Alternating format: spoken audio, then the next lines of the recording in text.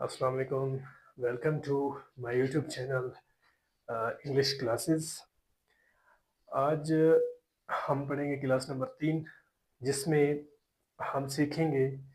So guys, आज हम सीखेंगे कि how to make negative sentences. पिछले क्लासेस में हम सीख चुके हैं, पिछले 2 क्लासेस में हम सीख चुके हैं कि सादा जुमले किस तरह बनाए जाते हैं। आज हम सीखेंगे, पहले तो हम नेगेटिव सेंटेंसेस बनाना सीखेंगे, उसके बाद हम सीखेंगे इंशाल्लाह इंट्रोगेटिव सेंटेंसेस किस तरह बनाए जाते हैं। ठीक है, जिसे हम सवालिया जुमले भी कहते हैं।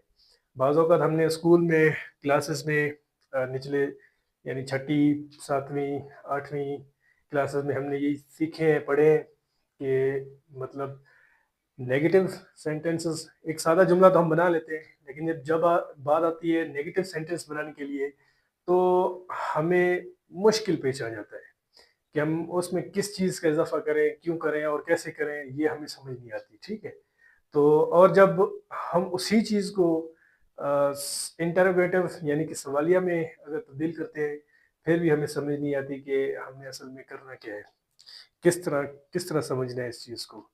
तो आइए हम इस चीज़ को थोड़ा बहुत समझते हैं। तो गाइज़, हमने सादा जुमला जब हमने बनाया तो उसकी हमने एक स्ट्रक्चर बनाई थी, जिसे हम फार्मूला भी कहते हैं।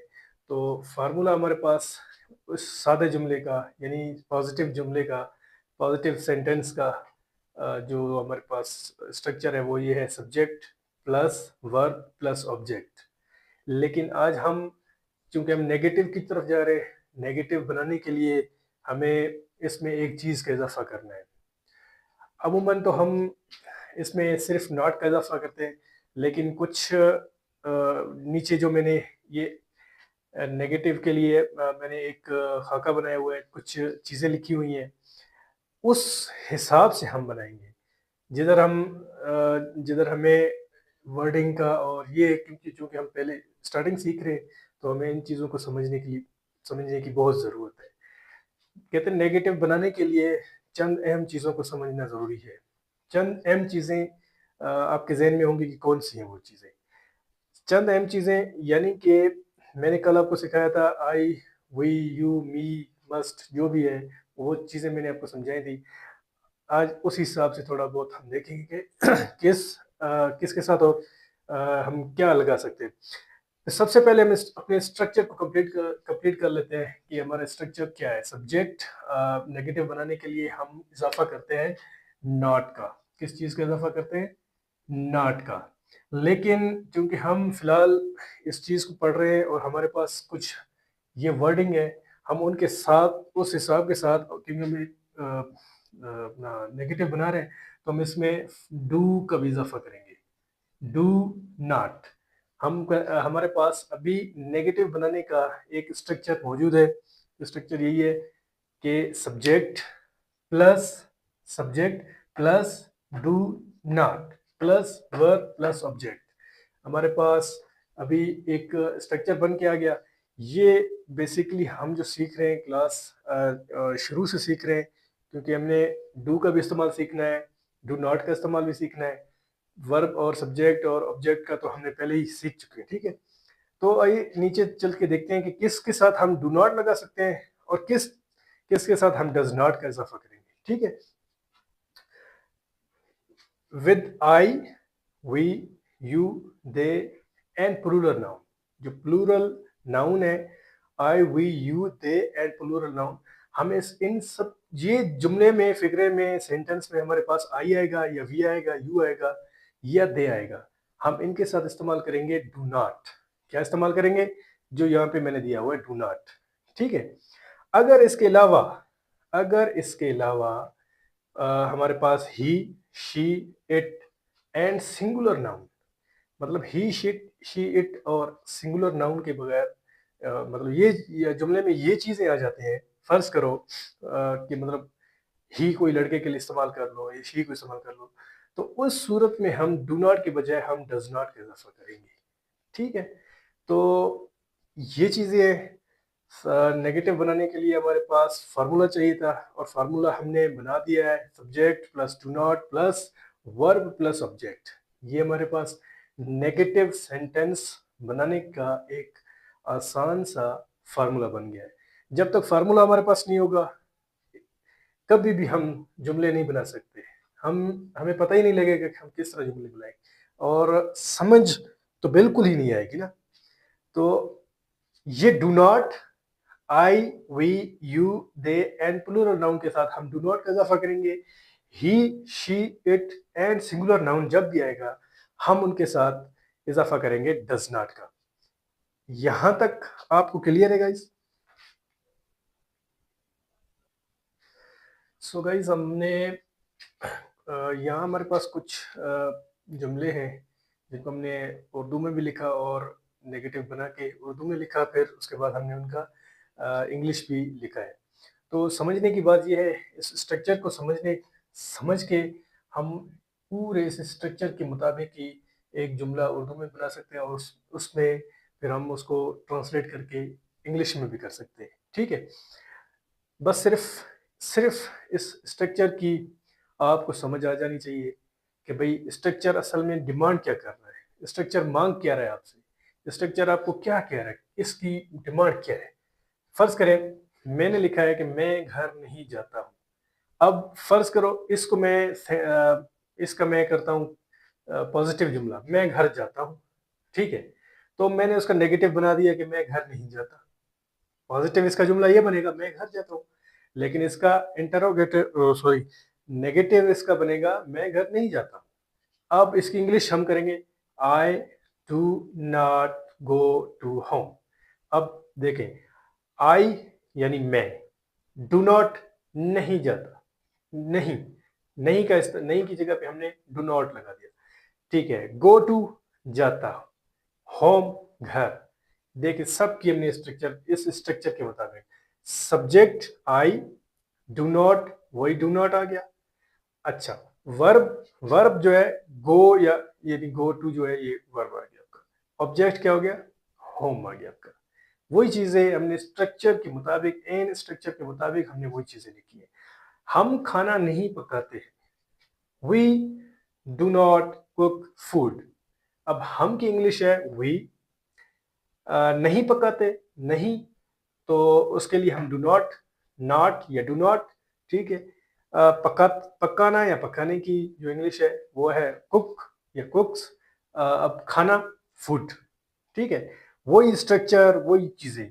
वी सब्जेक्ट है, डू नॉट, फिर वर्ब यानी कुक, फिर ऑब्जेक्ट जो है हमारा फूड आ गया। ठीक है, तुम काम नहीं करती हो, तुम काम नहीं करती हो, जुमला कह रहा है तुम काम नहीं करती हो। अभी हम एक दूसरे से बातें कर रहे हैं, मैं घर नहीं जाता, हम खाना नहीं पकाते। ठीक है, तुम काम नहीं करती हो, एक दूसरे को ताने भी मारते उस हिसाब से। अब देखो तुम, यू, डू नॉट नहीं, वर्क्स काम नहीं करती हो, तुम काम नहीं करती हो, डू नॉट वर्क्स तुम काम नहीं करती हो। ठीक है, इसकी इंग्लिश ये होगी आपकी।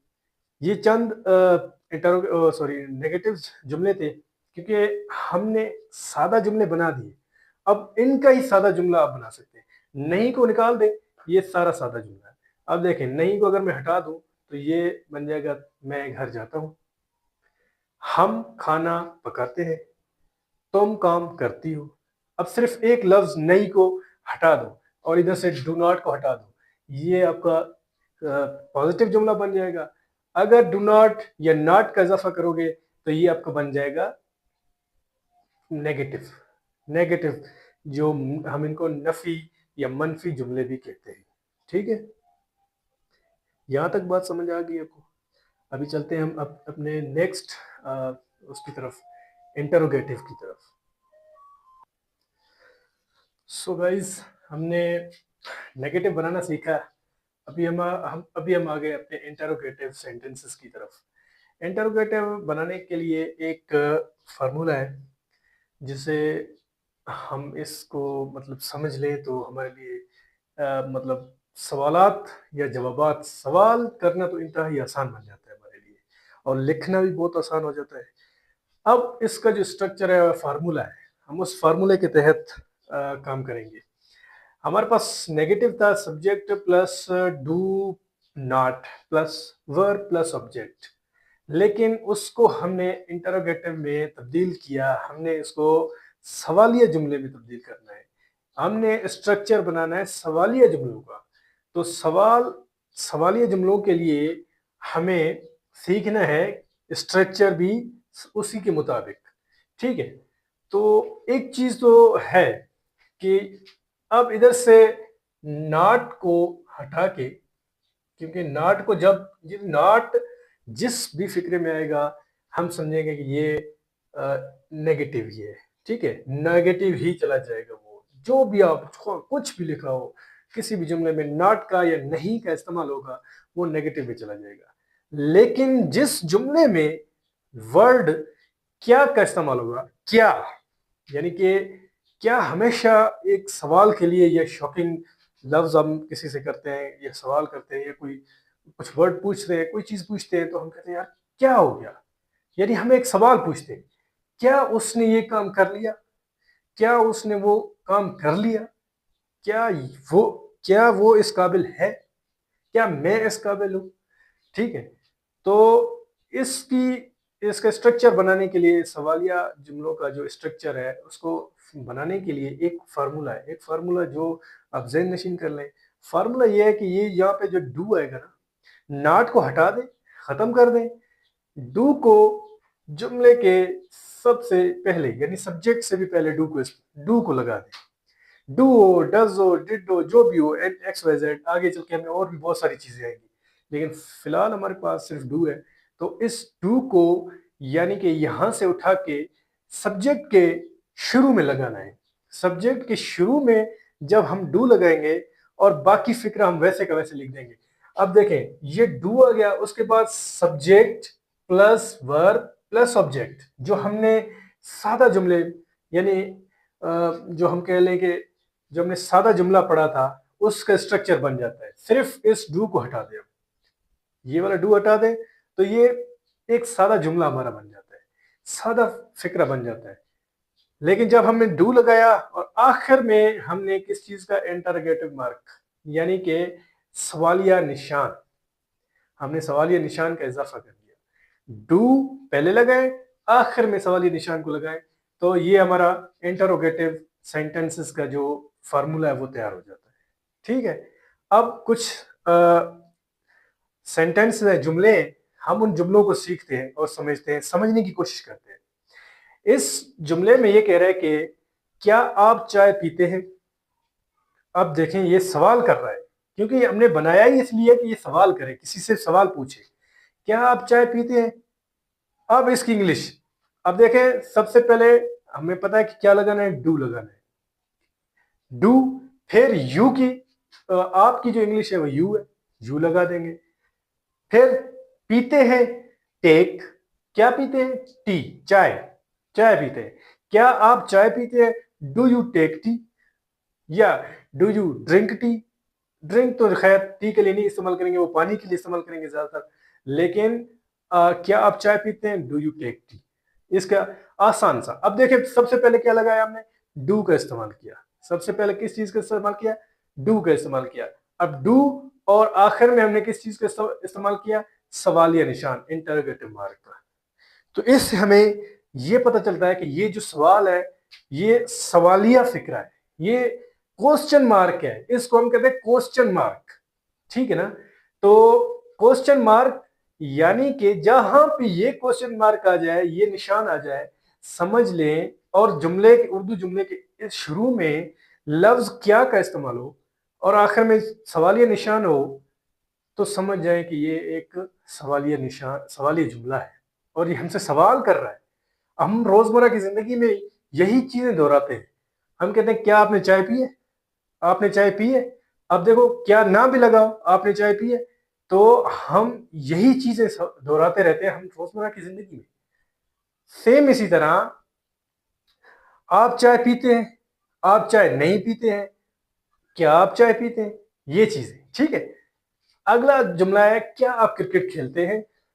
अब सेम वही सवाल पूछ रहा है, किससे पूछ रहा है, अभी मेरे पास एक लड़का या दोस्त खड़ा है या कोई भी खड़ा है, मैं उससे सवाल पूछ रहा हूं, क्या आप क्रिकेट देखते हैं, आपको क्रिकेट देखने में इंटरेस्ट है, ये सवाल है ना, हम सवाल पूछते हैं, क्या आपको क्रिकेट पसंद है?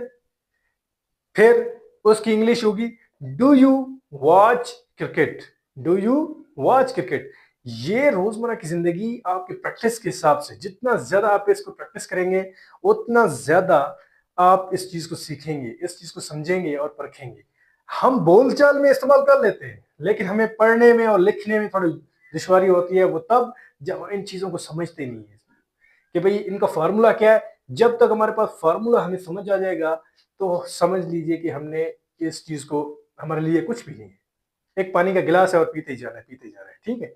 अच्छा, क्या वो इंग्लिश लिखते हैं? ये भी सवाल कर रहा है, क्या वो इंग्लिश लिखते हैं? Do they right English, do they right English. अब लिखते दे क्यों आ गया? अब हालांकि वो है, लेकिन लिखते हैं यानी जमा में है, एक से ज्यादा। अब मैंने इससे पहले समझाया कि यहां पे हम दे इस्तेमाल तब करेंगे जब वो हो, लेकिन वो थोड़ी ज्यादा के लिए हो, वो ज्यादा के लिए हो, हम उनके लिए दे इस्तेमाल करेंगे। तो डू दे राइट इंग्लिश, क्या वो इंग्लिश लिखते हैं? या हम कोई और सवाल कर सकते हैं, क्या वो इंग्लिश लिखना जानते हैं? क्या वो इंग्लिश पढ़ना जानते हैं? क्या वो इंग्लिश समझते हैं? सवाल है, कोई भी सवाल आप कर सकते हैं, कोई भी चीज। इस फार्मूले के तहत ये जो फार्मूला है, ये नफी वाला, नेगेटिव वाला, ये अपना इंटरोगेटिव का, इन चीजों को समझ के हम खुद से बहुत सारे जुमले हम समझ भी सकते हैं, लिख भी सकते हैं। जब हम एग्जाम में या कहीं पे भी हम जाएंगे तो ये अगर चीजें हमारे पास आएंगी, तो अगर हमें ये फार्मूला याद होंगे तो हम समझ जाएंगे कि ये वाकई ये इंटरोगेटिव, ये सवालिया जुमला है। हम समझ जाएंगे कि ये नेगेटिव जुमला है, हम समझ जाएंगे ये पॉजिटिव जुमला है, ठीक है। आगे चल के टेंसेस के हिसाब से इनमें रद्दोबदल, यानी कि इनमें तब्दीली जरूर वाक़ होगी, तब्दीलियां आएंगी इनमें, और बहुत सारी तब्दीलियां आएंगी, इस स्ट्रक्चर में तब्दीलियां आएंगी। लेकिन बेसिक चीजें सब्जेक्ट वर्ब ऑब्जेक्ट ये होंगी, लेकिन थोड़ी बहुत तब्दीलियां तो आएंगी, क्योंकि आगे चल के, क्योंकि हम एडवांस की तरफ जाएंगे, जैसे जैसे हम एडवांस की तरफ बढ़ेंगे इनमें जरूर तब्दीलियां आएंगी, ठीक है। आई होप कि आपको ये बात यहां तक समझ आ गई होगी। अगर इसमें कोई भी आपको एक लफ्ज या कोई एक चीज भी आपको मुश्किल लगती है, आप मुझे कमेंट करें और बताएं कि क्या चीज आपको मुश्किल लग रही है। उस चीज को मैं क्लियर करूंगा, उस चीज को मैं वाजे करूंगा कि ये क्यों आपको मुश्किल लग रही है, और इसके लिए मुझे एक और वीडियो बनाना पड़े तो मैं बना सकता हूँ, बना लूंगा बल्कि, ठीक है।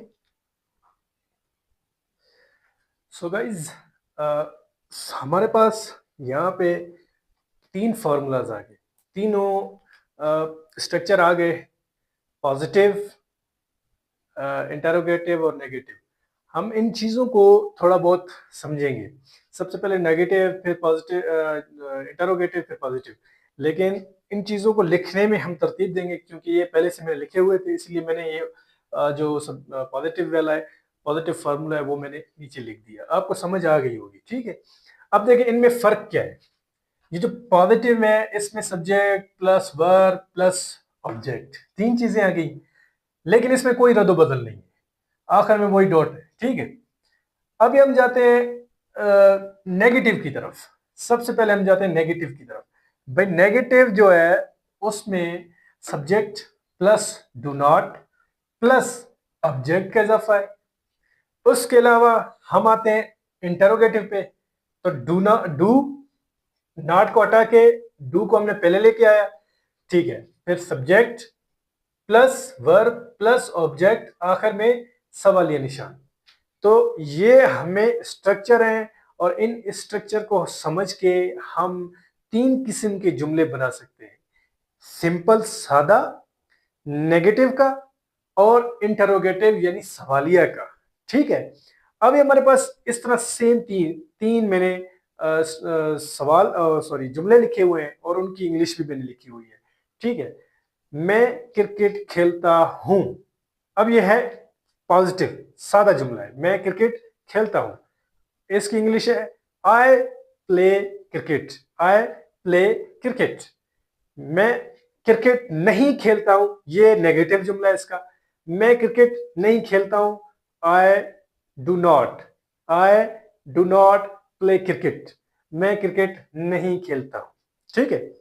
अच्छा, क्या मैं क्रिकेट खेलता हूं, इंटरोगेटिव, आखिर में सवालिया निशान।